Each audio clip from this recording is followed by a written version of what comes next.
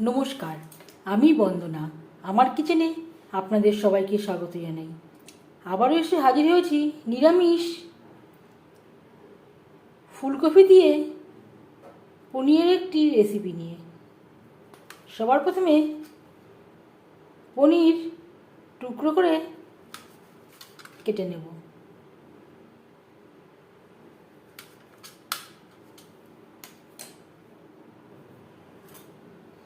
আমি এখানে চৌকো করে কেটে নিলাম। এই রান্নাতে আমি রসুন পেঁয়াজের ব্যবহার করব না। আপনারাও পনিরের তরকারি তৈরি করে থাকেন, তবে আমি কিভাবে এই ফুলকপি দিয়ে পনির রান্না করি সেটা খুব সহজভাবে আপনাদের সাথে শেয়ার করব।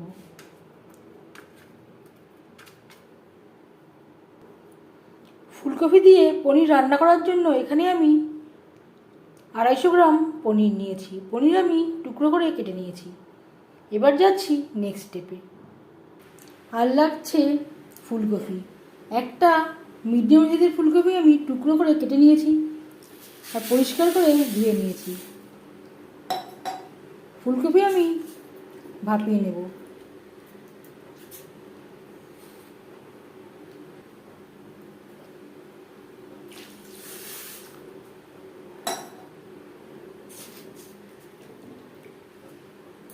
গ্যাস আমি অন করে দিয়েছি। আমি রান্নাটা করব সরষের তেলে। আপনারা চাইলে যে কোনো কুকিং অয়েলে করতে পারেন। 3 চামচ সরষের তেল গরম করে নেওয়ার পর দিয়ে দেবো পনির।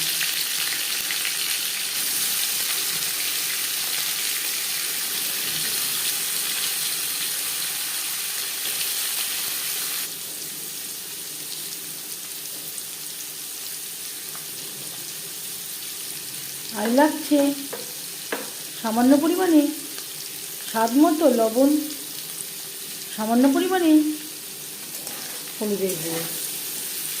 লবণ হলুদ দিয়ে পনির হালকা করে ভেজে নেব।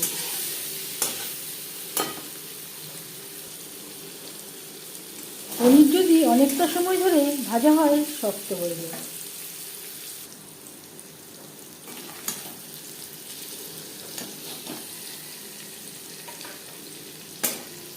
পনির হালকা করে ভাজা হয়ে গেছে। একটা পাত্রে উঠিয়ে নেব।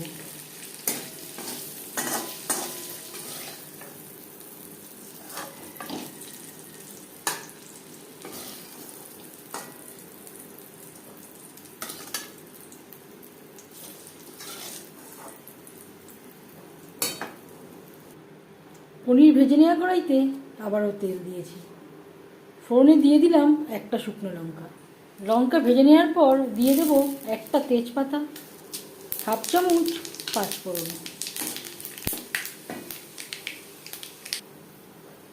পাঁচফোড়ন থেকে যখন ভাজা ভাজা গন্ধ বেরোতে শুরু করে দেবে সেই পর্যায়ে দিয়ে দেব 1 চামচ আদা ও কাঁচা লঙ্কার পেস্ট। 2-3 মিনিট নাড়াচাড়া করে নেওয়ার পর দিয়ে দেব 2 বড় সাইজের টমেটোর পেস্ট। সামান্য পরিমাণে জল এড করে টমেটো আমি বেটে নিয়েছি। আর লাগছে স্বাদ মতো লবণ, পরিমাণ মতো হলুদের গুঁড়ো।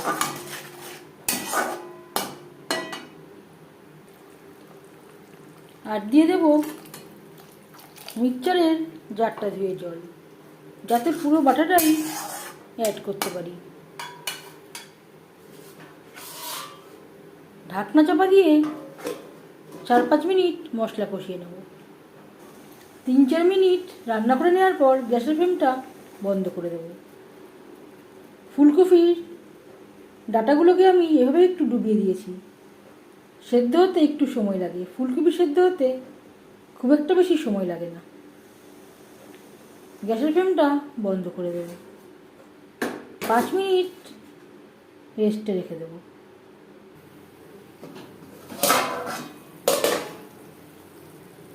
মশলা থেকে তেল ছাড়তে শুরু করে দিয়েছে। এই পর্যায়ে বুঝে নিতে হবে ঠিকঠাক মশলা কষানো হয়ে গেছে। এবার দিয়ে দেব ভাপিয়ে রাখা ফুলকপি।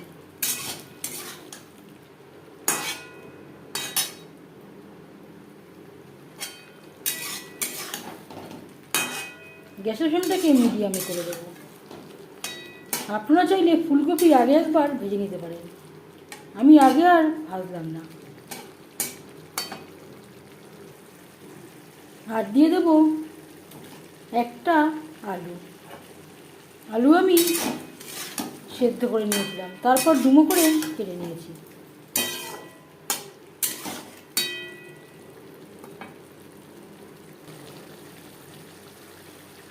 তিন চার মিনিট রান্না করে নেওয়ার পর দিয়ে দেব 1 চামচ ভাজা মশলা।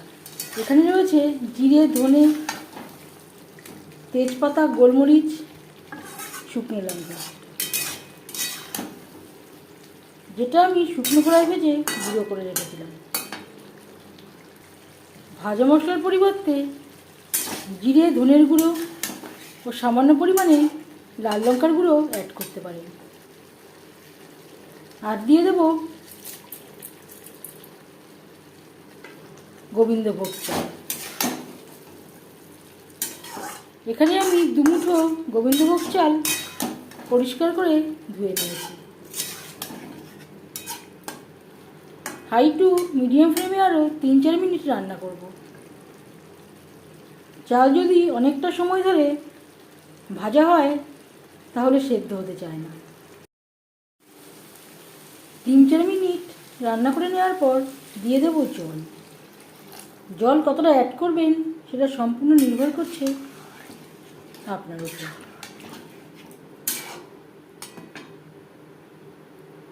এখানে আমি আর একটু জল অ্যাড করব।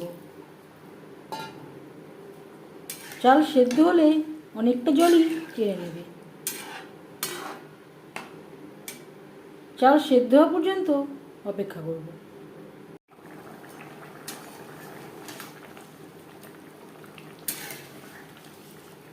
ফুলকপির সাথে চাল বেশ ভালো করে সুসিদ্ধ হয়ে গেছে। এবার যাচ্ছি নেক্সট স্টেপে। দিয়ে দেব পনির।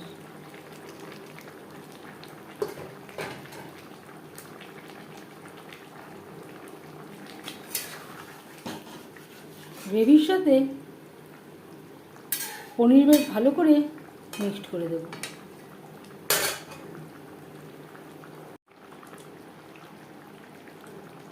চার পাঁচ মিনিট রান্না করব। 4-5 মিনিট রান্না করে নেওয়ার পর এবার যাচ্ছি ফাইনাল স্টেপে। এই পর্যায়ে আপনারা চাইলে স্বাদ অনুযায়ী চিনিও অ্যাড করতে পারেন, আমি আর চিনি ব্যবহার করলাম না। দিয়ে দেব 1/2 চামচ গরম মশলা পাউডার। গ্যাসের ফ্লেমটা বন্ধ করে দেব। ঢাকনা চাপা দিয়ে 5 মিনিট স্ট্যান্ডিং টাইমে রাখবো।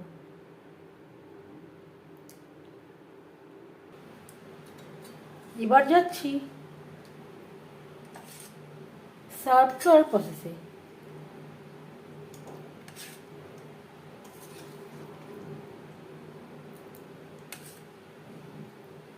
একবার হলেও নিরামিষ